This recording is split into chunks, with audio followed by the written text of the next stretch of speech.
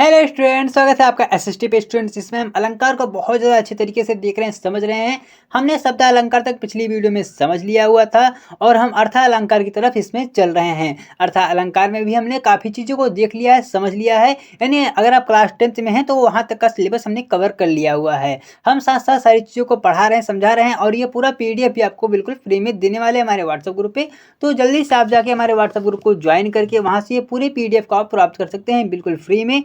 तो जो उसका लिंक है वो डिस्क्रिप्शन में दिया गया है। तो आइए हम देख लेते हैं आज जो हमारा टॉपिक होने वाला है। देखिए, इसके काफ़ी प्रकार होते हैं अर्थ अलंकार को, तो उसको हम देख लिए हैं, समझ लिए हैं। तो एक मिनट हम उसको खोल लेते हैं। उत्प्रेक्षा, भ्रांतिमान। हाँ देखिए, भ्रांतिमान अलंकार को हमने इसके पहले देखा हुआ था। आज हम देखने वाले हैं संदेह अलंकार। क्या होता है संदेह अलंकार? जहाँ पर किसी व्यक्ति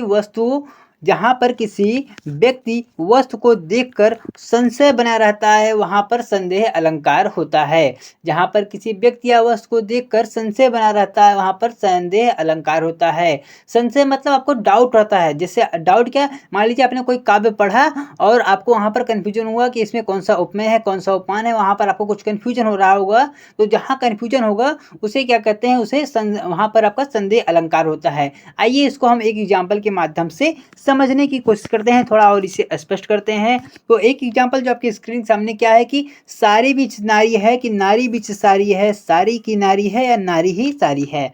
तो ये एग्जाम्पल कहाँ से लिया गया है? या आपके एग्जाम्पल ये महाभारत से लिया गया है। जब द्रौपदी का चीरहरण यानी उनका वस्त्र हरण किया जा रहा था, तो उसमें का आपको कुछ माइंड में आ रहा होगा कि जब उनका वस्त्र खींचा जा रहा था तो उनकी जो साड़ी थी वह लगातार वो बढ़ती जाती थी। तो वहाँ पर क्या होगा, वहाँ पर वो साड़ी खींचने वाले को क्या हुआ, वो वहाँ पर एक कन्फ्यूजन हुआ कि यह साड़ी के बीच नारी है या साड़ी में ही नारी है। या मतलब देखिए, आप इसको देखिए, साड़ी के बीच नारी है, नारी बीच साड़ी है, नारी ही की साड़ी है, नारी की ही साड़ी। देखिए, आपको पढ़ने में थोड़ा सा कन्फ्यूजन होगा, लेकिन आपको यहाँ पर देखिए कन्फ्यूजन ही है, पूरे में कन्फ्यूजन। इसीलिए तो इसे संदेह अलंकार कहते हैं, इसीलिए इसे संदेह अलंकार कहते हैं। तो ये एकदम परफेक्ट सा एग्जाम्पल, आपको इसको काफ़ी बेहतरीन तरीके से याद कर लेना है। बाकी आपको समझ में आ गया है, आपको समझाने की कोई खास आवश्यकता नहीं है। फिर भी अगर आवश्यकता हो तो आप नीचे हमें कमेंट करके बता सकते हैं।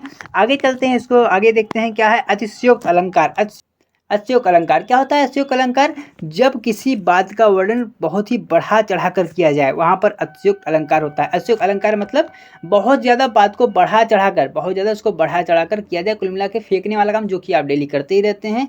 मतलब मान लीजिए आपने किसी दोस्तों के ग्रुप में आप बैठे हैं, आप उसको लगातार फेंक रहे हैं, एकदम दनादन फेंकने मतलब उठा के फेंकने वाला काम नहीं कर रहा हूँ, मतलब लंबी लंबी डिंगना, जहाँ पर बातों को लंबी लंबी एकदम वो बढ़ा चढ़ा के बोली जाए। आप मान लीजिए अपने बच्चों से फ्यूचर में बोल रहे हैं कि हमारे समय में लाइट नहीं था, हमने अगरबत्ती के लाइट में पढ़ाई की। भाई ये तो फिजिकली पॉसिबल तो नहीं है, मतलब ये नॉर्मली पॉसिबल तो नहीं है, लेकिन आप यहाँ पर फेंक रहे हैं ना, मतलब आप अपनी बात को रख रहे हैं, लेकिन आप उसको थोड़ा सा बढ़ा चढ़ा के आप वहाँ पर बोल रहे हैं। या आप अपने दोस्तों से बोल रहे हैं, अरे मैंने उससे आज बात की, उससे, तो मतलब जो कि आप उसे कर नहीं सकते, ठीक है, ये रियलिटी है। तो यहाँ पर क्या है, यहाँ पर अतिशयोक्त अलंकार है, मतलब ये पॉसिबल नहीं है, आप उसको बात को बढ़ा चढ़ा कर बता रहे हैं।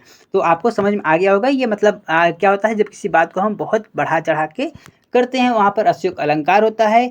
इसका एक एग्जाम्पल से लेते हैं कि तुम्हारी ये मधुर मुस्कान मृत में फूंक देगी जान। मतलब आपकी यह मधुर मुस्कान कोई मरे हुए मनुष्य को भी जिंदा कर देगी। तो देखिए, बहुत ही कमाल का ये आपका एग्जाम्पल है। आप समझ रहे हैं, मतलब आप इसके भाव को समझ रहे होंगे, लेकिन यह पॉसिबल तो नहीं है। लेकिन यहाँ पर क्या है, बात को बढ़ा चढ़ा कर बोली जा रही है। ये एकदम परफेक्ट एग्जाम्पल है। एक और है कि देख लो यह साकेत नगरी, यह स्वर्ग से मिलने गगन को जा रही है। तो आपको यहाँ पर बात को समझ में आ गया होगा मैं क्या कहना चाहता हूँ। बाकी अगर आपको नहीं आया तो आपको जो भी आपको दिक्कत है, आप हमें कमेंट बॉक्स में बता सकते हैं, आपका वो सॉल्व हो जाएगा। बाकी आपको भी ये पूरा PDF हमारे व्हाट्सएप ग्रुप में मिलने वाला है। तब तक के लिए जय हिंद, जय भारत। आपको मिलेंगे इसकी अगली वीडियो में।